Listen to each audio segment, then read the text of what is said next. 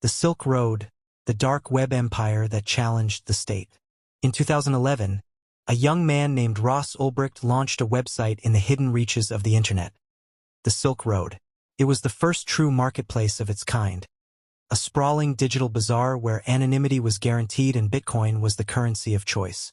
Ulbricht, acting under the pseudonym Dread Pirate Roberts, envisioned the platform not merely as a place for illicit goods, but as a bold experiment in libertarian philosophy. He wanted to create a space that existed entirely outside the jurisdiction of any government, where trade was free, private, and dictated by the choices of individuals rather than the regulations of the state.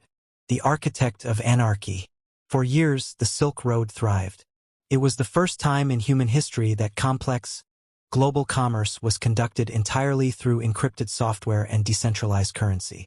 To the world of law enforcement, it was a nightmare, a dark, unreachable fortress of digital crime that seemed to mock the reach of the FBI and the Department of Homeland Security. Ulbricht ran the empire with a mix of idealism and ruthless efficiency.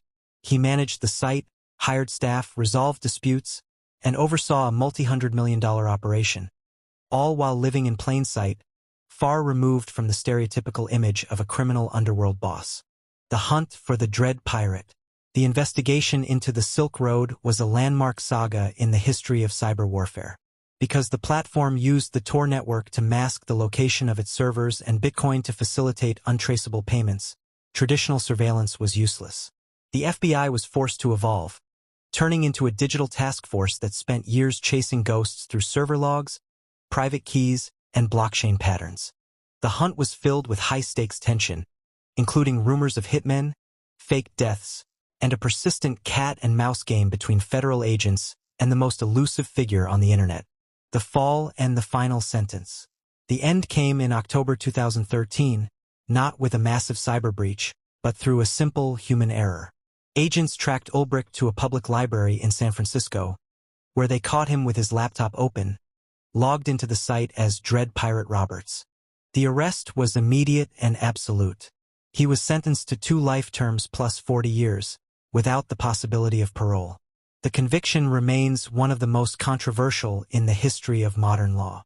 To his supporters, Ross Ulbricht is a martyr for the cause of digital liberty, a visionary whose only crime was building a platform for free association. To the government, he was the architect of a dangerous empire that facilitated the distribution of drugs, weapons, and fraud. A lasting legacy. The Silk Road was more than a marketplace. It was the crucible that forced the world to grapple with the power of cryptocurrency and anonymous networks.